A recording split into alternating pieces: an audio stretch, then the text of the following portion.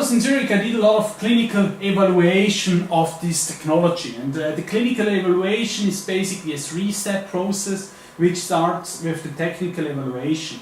Technical evaluation is to answer questions like, does the robot work? Is the robot safe? And can patients and therapists perform the training?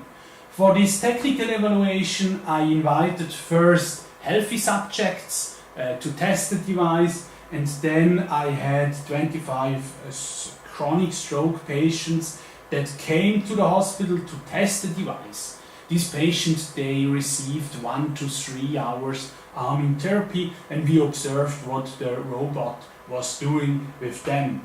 Once the technical evaluation was completed, we performed pilot studies. The questions we were asking ourselves for these pilot studies were, does the robot have any beneficial or any negative effects? We have conducted single case studies with all 3 versions of the arming robot. We included chronic stroke patients, and after baseline measurement, all patients received 8 weeks arming training, which included 3 hours training per week, thus a total training duration of 24 hours per patient. We selected an A/B design and compared baseline versus intervention. I will not enter into details of these studies, but interesting here is that we could use the device not only to deliver the training, but also for quantitative evaluation measurements. We use the device to measure coordination, voluntary force, range of motion, and abnormal synergies. As an example, I want to talk about how we use the arming device to assess abnormal synergies. Abnormal synergies result from abnormal muscle coactivation and from a loss of interjoint coordination.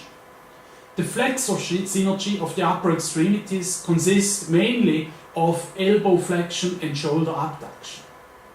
This means that if a patient would try to abduct his arm, this would go together with an elbow flexion, forearm supination, and wrist and finger flexion. And the patient would end up in this posture.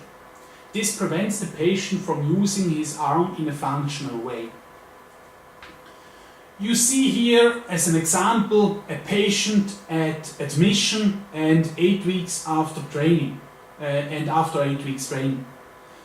You see here on the movie the abnormal synergies of this patient. You see how his elbow flex while he does a shoulder abduction movement. And you see how after the training this abnormal synergy were at least reduced. It is nice to see movies, but I do prefer the objective data.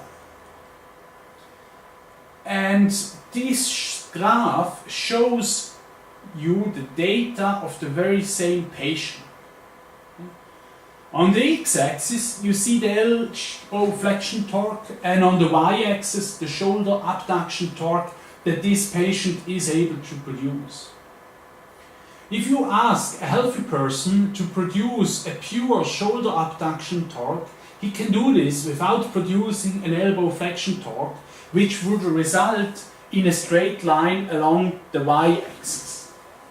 If you ask this patient to do so, he can't, and you see here that the elbow torque increases together with the shoulder abduction torque. Interesting is now, if you compare pre, which is this line here, versus post-training, you see that the graph has shifted from the right to left and is now closer to the y-axis. Thus, the abnormal synergies in this patient have been significantly reduced. I could show you graphs for several of these objective outcome measures. Once the technical evaluation and the pilot studies have been concluded and the results of the pilot studies justified the start of a randomized clinical trial, we started this trial in order to quantify the effects of the training and to compare the arming therapy to manual therapy. we started this randomized clinical trial in a multi-center setting with 4 clinics in Switzerland and 1 clinic in US. We use 5 arming robots that we made while I was in Zurich, and we include 88 stroke subjects into this study. This study is expected to conclude or to be finished in 2.5 years. In another project, I use robotic technology to study impairment. In this study, we look at bimanual reaching movements in stroke patients. We connect a robot to the non-paretic hand, which allows to control the forces that the arm must produce in order to move the hand towards the goal. We measure the position, velocity and acceleration of the paretic arm. And one of the questions we try to answer here is whether the loading of the non-paretic arm has a beneficial effect on the movement of the paretic arm. Thus, can additional loading of the non-paretic hand produce an immediate improvement in paretic arm reaching performance? So the goal here is to quantify the influence of the non-affected brain hemisphere onto the affected arm. I am PI of this study that I conduct together with Michelle Harris-Love from Leo Cohen's group from the National Institute of Health in Washington, D.C. This study will start in October 2009. Robot-aided balance and gait therapy is another project that I am currently working on. And here I use the Zero-G device. Zero-G stands for zero gravity, and this is a device that has been developed by Joe Heidler at the Catholic University of America and at the National Rehabilitation Hospital. The device consists of a trolley that rides along a horizontally mounted rail. There is a rope that connects the trolley to the patient. The patient is wearing a harness, and via this rope, the Zero-G can exercise forces onto the patient. By doing so, the device can provide dynamic body weight support during overground gait training, during sit-to-stand tests, as well as balance and postural tasks. The device provides security by catching the patient in case of a fall. An interesting feature of the device is that we can provide gait cycle dependent asymmetric unloading, which can contribute to the symmetry of walking. The mechanics of the device has been developed by Joe Heidler. I developed the software and the control algorithms of this device. There is a motor that moves the Zero-G along the rail, and this allows us to control both the magnitude and the direction of the unloading force.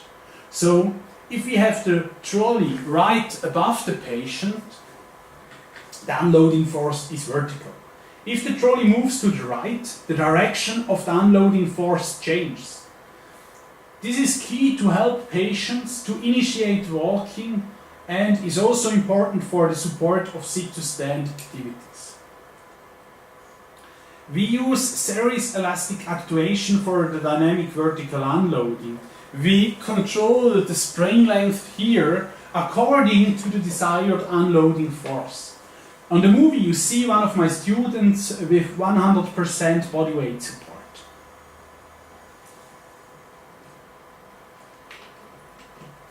Here you see Kathy Brady, one of our research therapists working with an acute stroke patient in the Zero-G device. You see overground walking, obstacle stepping and balance training. The role of the robot here is to provide safety, so that the robot would catch the patient if he falls, and to make the patient lighter, and to support the patient via trolley-induced forces.